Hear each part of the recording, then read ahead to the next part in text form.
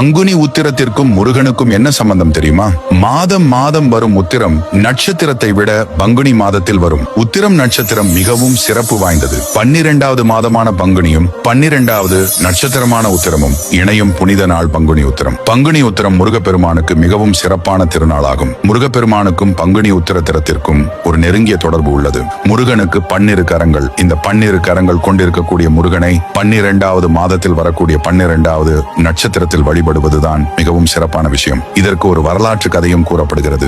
சூரபத்மனின் தம்பியான தாரகாசுரன் எலியாய் மாறி கிரவுன் மலையில் புகுந்து கொள்கிறான். அப்பொழுது படை வீடு அமைத்து தங்கி இருக்கக்கூடிய முருகப்பெருமான் தன்னுடைய வேல் கொண்டு அந்த கிரவுன் மலையை வீழ்த்தி எறிகிறார். அந்த நாள் தான் பங்குனி உத்திரம் என்று கூறுகிறார்கள். அது மட்டுமில்லாமல் சூரசம்ஹாரத்திற்கு பிறகு இந்திரன் முருகனிடமில்லாத ஒன்றினை பரிசாக கொடுக்க விரும்பினார். ஆனால் முருகனிடம் அழகு, பொருள் இப்படி எல்லாமும் இருந்தது. வரன் மட்டும்தான் இல்லை. அதனால் இந்திரன் தன் மகளான தெய்வானையை முருகனுக்கு திருமணம் செய்து கொடுத்தான். முருகன் தெய்வானையை மணம் முடித்த நாள்தான் பங்குனி உத்திரம்.